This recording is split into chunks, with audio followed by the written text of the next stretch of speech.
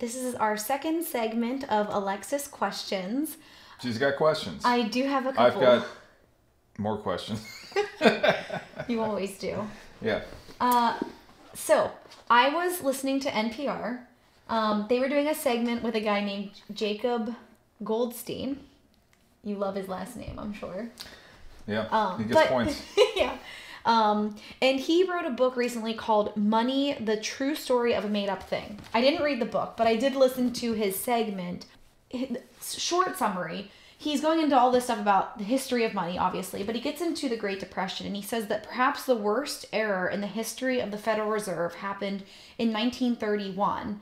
That although the crash happened in 29, and we fell into a recession, the actual depression was a result of increased interest rates by the Federal Reserve. That they should have decreased rates to stimulate the economy during a recession. But because we were on the gold standard at that time, in order to prevent bank runs, the Federal Reserve was forced to increase interest rates so that people would be incentivized to keep their money in the banks rather than pull it out for gold. And I thought that was really interesting because a lot of people say we're in a time that's similar to the Great Depression. But there's one key difference, which is that we are not on the gold standard. And Jacob Goldstein is kind of making that point that this is different because we're not on the gold standard. We know more now that we didn't know then, and the Federal Reserve, in theory, should have an easier time maneuvering a soft landing because of this. Because we're no longer in a gold standard. Exactly. Okay. So, first impressions at least. Sure. Well, my very first impression is that for a guy named Goldstein to be against gold is sort of apostasy. Yeah, I mean, his name is kind of ironic.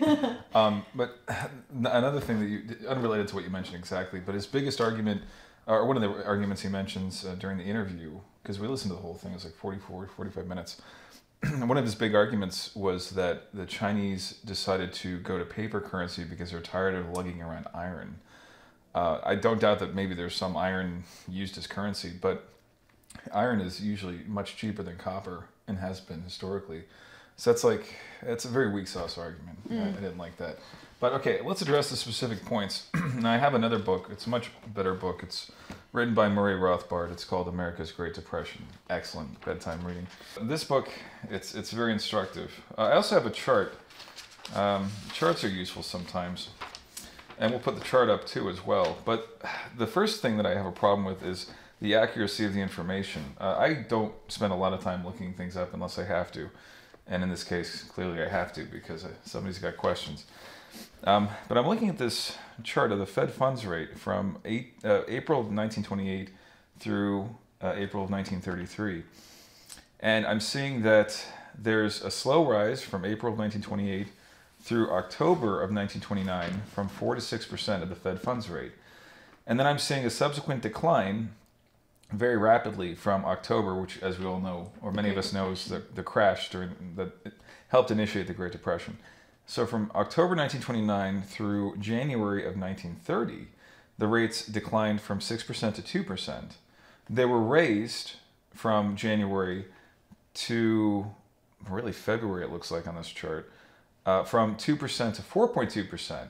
But then were further declined over the next 2 years to be first down to the 2% range by July of 1930, and then between 0 and 2% from July of 1930 all the way until October, November of 1931. So I don't know what he's talking about. The Federal Reserve didn't raise rates. They didn't decline rates, decrease rates. They did decrease rates. Yeah, I know. It's just patently false. Maybe he's talking just about 1930 here, when rates went from 6 to 2% and then back up to 4. That was a rate rise. He or perhaps 1931. Yeah, but 1931 rates rose from 0 to as high as 2%. In the 1932, they reached a high of maybe 3%, and then were subsequently declined again back to 0. Yeah. So I don't know exactly what he's talking about. The exact policy prescription that he recommends was implemented, right? I mean, based on the chart you're showing me, which we can also put Which is from the Federal Reserve. thing. So I mean, maybe they're lying. I don't know. But it looks like they kept interest rates at near 0 through most of the 30s. So right. I don't know. He definitely said it twice in the segment. That in 1931 is when interest rates were increased, and that's when there were a lot of problems subsequent to the interest rate hikes. Right. So. Well, I guess the second point is that they should have decreased rates. Let's just say, let's just take that argument, even though they actually did decrease rates. And the failure to do so, Mr. Goldstein says, is what caused the recession during the Great Depression to continue. Okay, I would argue that decreased rates then as now actually encouraged malinvestment and misallocations of capital. The 1921 you can call it a flash crash, but deflationary episode and the 1873 deflationary episodes both had these things in common. All the misallocations of capital were forced out of the system because the cost of credit went up. So really dumb ideas that then as now could not continue to persist because interest rates rose rapidly, right? Credit contracted. Here we have a policy prescription where there were already a bunch of bad investments in 1929. Everything's way overvalued. Those values decline, as they should, because they were overvalued. A lot of those loans were called. And the correct answer to that is to have interest rates be high again so that new business proposals that are made by people can be paid off. If you're in the middle of a really bad recession or depression, everyone's running scared, very few people have capital. Those people who do have capital should be rewarded for putting it at risk. And it's being put at greater risk if you're in a major recession or a depression. Right? So if things are all just going totally crazy, are you going to be really happy with a 3% yield on an investment or a 5% yield on an investment that's extremely risky? Or as an entrepreneur or an investor, would you be much happier or much more likely to part with your capital if you're receiving 10 or 15%? Right. Right? So I'd argue that keeping interest rates at a floor, as happened during the beginning of the Great Depression, certainly throughout 1930 and 1931, was part of the contributing factor. People were discouraged from making investments because they weren't being paid for it. The real question is, does a gold standard have any bearing on that? His argument is that a gold standard leads to bank runs, and that if you're not on a gold standard, you're not going to have the bank runs. That's the crux of his argument. Well, what would you call it today if inflation is at 10%, and let's say eventually, maybe in 5 years, it's running at 20% a year, 40% a year, 50% a year, right? What do you think people are going to do? They're going to take cash out of the banks because those banks are using the capital irresponsibly, especially if you combine that with massive asset deflation of real estate and stocks and everything else. They're going to take that capital out and they're going to put it into a safe place, and something safe that they know they can count on. Yeah, they're going to look for some alternative form of... They're going to look for real assets that are going to protect the value. That is a bank run. If people are faced with a super inflationary environment or even a hyperinflationary environment, super inflationary, I think it's supposed to be like 10% to 50% a year. Hyperinflationary, there are a couple different definitions. But anyway, if they're faced with massive inflation, they'll take their funds out of the bank. They'll take every dollar they can out of the bank. And again, as they did in 1933, and almost certainly the federal government will do a bank bail-in or a bank bailout like they did in 2009. They'll capitalize the banks with funny money. Or they'll try funny to. Money. Yeah, or else they'll suspend withdrawals of deposits. That's why these days storing money in banks is a very dangerous idea. Now, obviously you have to have some amount to do transactions, but I'm talking about where your wealth is stored. It's a dangerous place to put it. That's an interesting point, that we don't think of bank runs happening in the way that they did historically, but they certainly could still happen in a different way. Right. Yeah. One final thing that I want to point out is that the corollaries really are pretty similar. We have the 1920s was a period where the government and the Federal Reserve increased the currency supply by about 70% from 1921 to 1929, and they increased the gold stocks by about 10%. And like then as now, since 2009, the Fed's been printing and printing and printing, and of course they haven't increased their gold stocks, I think, since the 1950s. So we've had major inflationary pressures. By 1928, 1929, they had slowly risen the Federal Reserve. They had slowly risen the Fed funds rate up to about 6%, from about 4 to 6% during that period of time.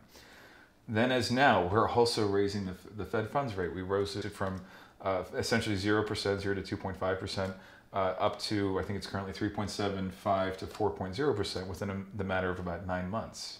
The intention in both cases was to keep an overheated market from getting out of control, and also to decrease inflationary pressures, right?